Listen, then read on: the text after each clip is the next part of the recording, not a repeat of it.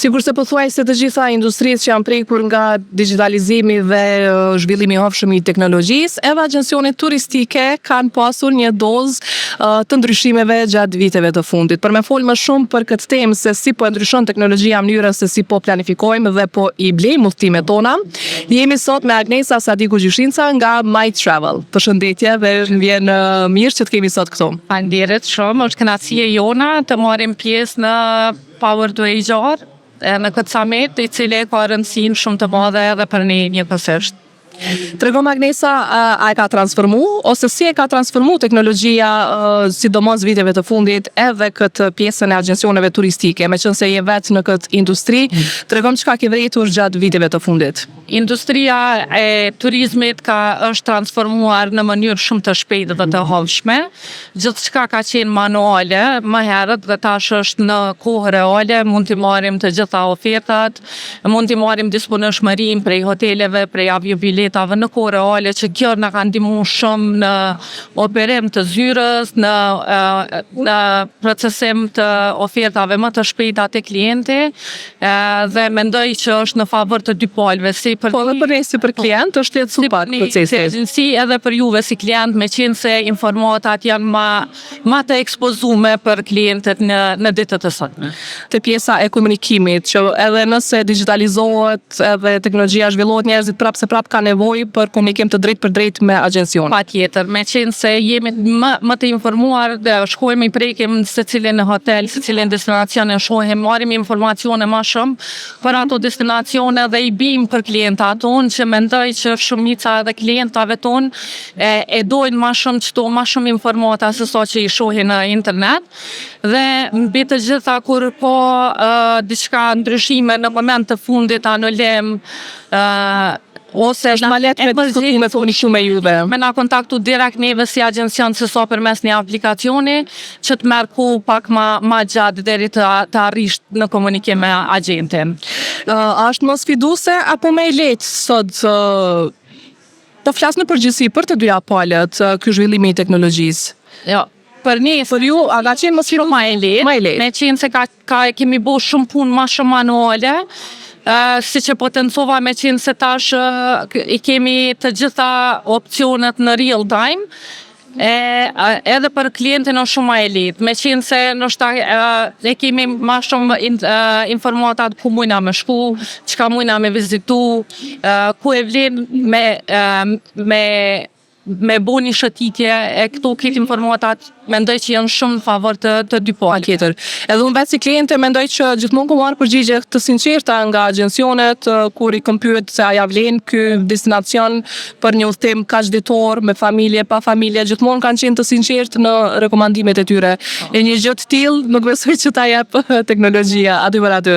Është e vërtetë, ka shumica në informatave të sakta, nuk mujna me thonë që nuk i ka informatat të sakta, mirë po, ka diçka gjithmonë na si agent që vrejna që diçka, o sidomos për klientët e rregull që i kemi, që i njohim preferencat e tyre, atëherë është shumë e lehtë me shku përmes neve, me qenë se e dina çka don klienti, çka i pëlqen, çka si pëlqen, edhe e vazhdojna domethënë këto.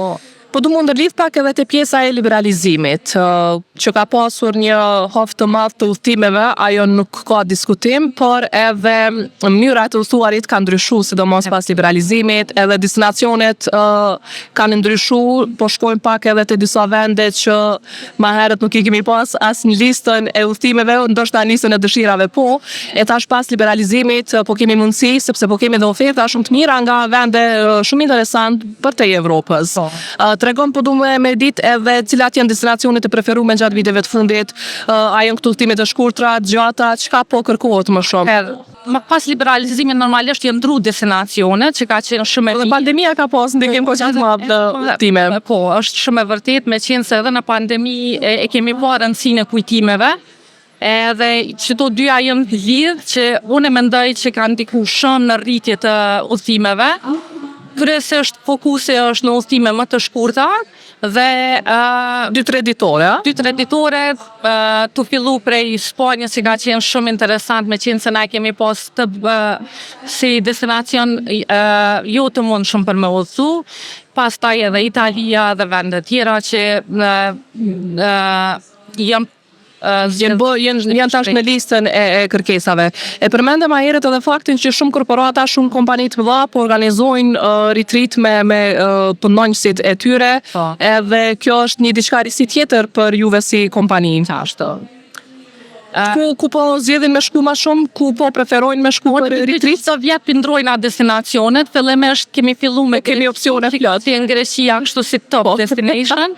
Vazhdojnë me qenë besoj, a? Po, po është mirë, po vitin e parë të pas liberalizimit u konë destinacion kështu ka ma i kërkum. Edhe u konë ma e pavarshme për shkak të afërsisë rrugore, me qenë se korporatat dëshirojnë me kombinu gjithmonë me vikend që mos me hup shumë ditë pune edhe me konë pak ma e pavarshme, kështu që Greqia u konë shumë opcion i mirë dhe vazhdon me konë.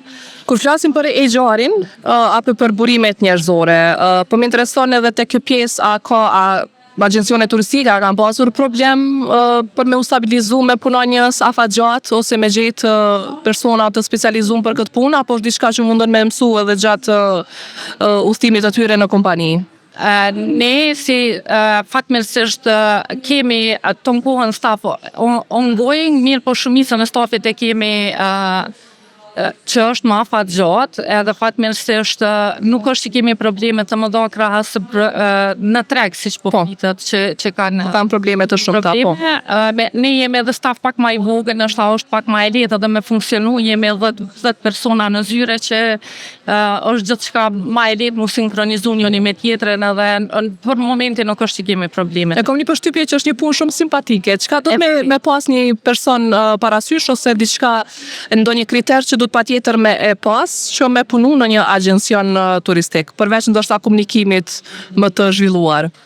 Puna jonë mendoj që është shumë atraktive, me qenë se kryesisht kemi të bëjmë me gjërat mira, me pushime, me Andrej Qefin, edhe klientëve, edhe mendoj që është atraktive, njëkohësisht na lyp pak edhe angazhim, komunikim të kohën me klientin, edhe me konë ma fleksibil, edhe jashtë orarit për kërkesa që mund me konë pak ma urgjente, mirë po besoj që kur fillon me punu në industrinë e turizmit, të hin pak në zemër edhe është pak problem me dal tani prej saj. Agnesa, faleminderit shumë që ishe sot me neve, faleminderit edhe që jeni pjesë e Power to HR dhe PR Zone. Grazie Jona, faleminderit shumë.